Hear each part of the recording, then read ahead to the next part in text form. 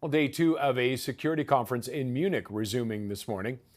Today's gathering is expected to focus largely on the war in the Middle East as well as the one in Ukraine, along with U.S. defense commitments should Donald Trump be reelected as president.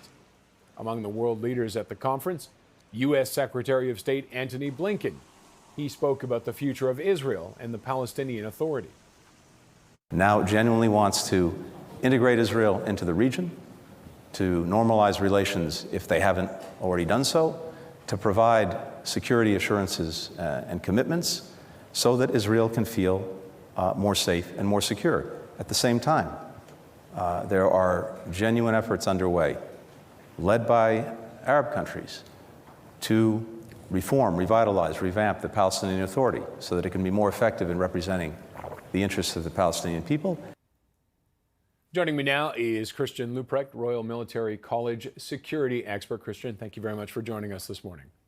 Good morning, Roger.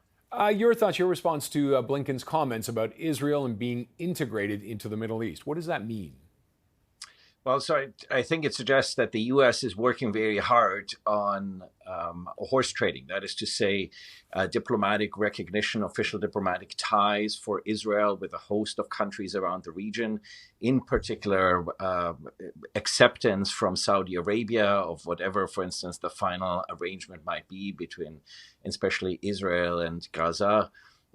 In return for effectively a broader regional stability and peace for Israel, at least with the countries over which, in particular, Saudi Arabia has influence and sway, likely trying to replicate somewhat the long-standing peace agreement between Egypt and Israel in return for Israel pulling back on its ambitions in Gaza and in an effort to alleviate humanitarian suffering. Of course, Antony Blinken and the U.S. administration under considerable pressure, not just internationally, but also domestically, because this is an election year and it is proving a highly divisive issue for the Biden administration.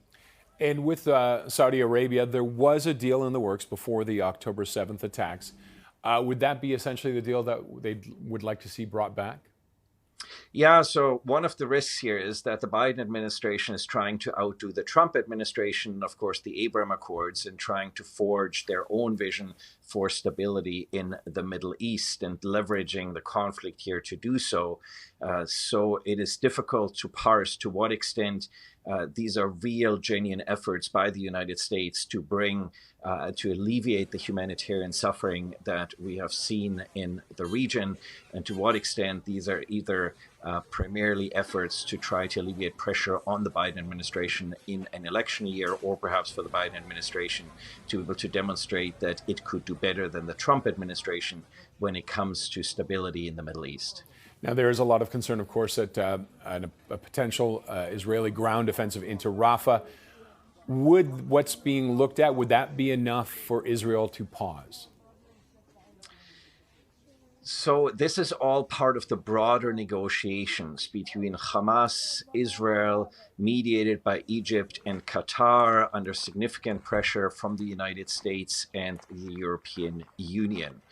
And so these are highly complex issues. And so what the negotiators are trying to do is parse the tactical issues of providing relief, in particular humanitarian relief on the one hand on the Palestinian side and security on the Israeli side, from the operational issues in terms of what does stability over the coming months look like in a way that might be agreeable to the Palestinian population of Gaza as well as to the state of Israel, and the long-term objectives of how do we bring broader peace and stability to a region that has, of course, been bedeviled by conflict for decades. I mean, it's something that people have been working on, forever and ever and ever. It's the concept of peace there is almost beyond most people's belief. If Israel goes into Rafah, are all bets off then with what's happening with these talks? Well, the consequences are incalculable, I think, for of course, the potential humanitarian suffering and catastrophe on the ground, But of course, Israel says, look, there's 4 Hamas battalions left. This is where likely over 100 hostages and perhaps remains of hostages continue to be held. And this is where Hamas continues to have a stronghold from which it could build out once there is a ceasefire in place. You can see Egypt making contingency preparations for a possible stream of refugees, possibly breaking down the border, which is of deep, deep concern to Egypt in terms of its own stability, as well as in terms of potentially depopulating Gaza, and of course the broader concerns about where do people go in a completely, largely destroyed Gaza Strip, where there's really no safe space for people to shelter anymore. And that, of course, is of deep concern to the United States and the European Union in terms of the political perceptions domestically in many Western democracies. Is that a real concern about Israel and the depopulation? The people have talked about it, that they're trying to drive the Palestinians out of Gaza. Is that a realistic scenario? Well, at least 2 cabinet ministers in the Netanyahu coalition have gone on record to state as much, having subsequently been pushed back by some of Netanyahu's own allies in the party, and of course by the international community. But it is the ultimate nightmare scenario for Palestinians in the Gaza Strip and for the region, I guess, more broadly, because of it would be sort of a repeat trauma for Palestinians of what, from their perception, they suffered as a result of the founding of the State of Israel. And that could possibly have serious conflagrations for regional stability more broadly. And the other thing that was mentioned by Blinken that we didn't bring up at the top was about a 2-state solution again.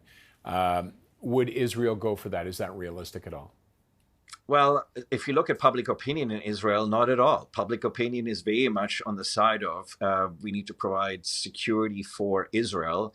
And it seems from certainly support from a 2-state solution, it hasn't been lower than this among the Israeli population for a long time. And so it's difficult for the West because, of course, in Ukraine, the West says Ukraine needs to make its own sovereign decisions about how it settles with Russia. But in Israel, the West is exerting substantial pressure that essentially curtails Israeli sovereignty in terms of its own decision making.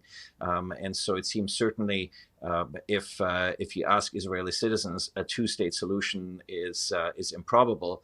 But of course, much of in this region happens as a result of external pressure by other parties. This is both part of the problem with the conflicts that we see, but it all is also possibly a part of the solution in order to provide some stability. Okay, Christian, thank you very much for your insight as always.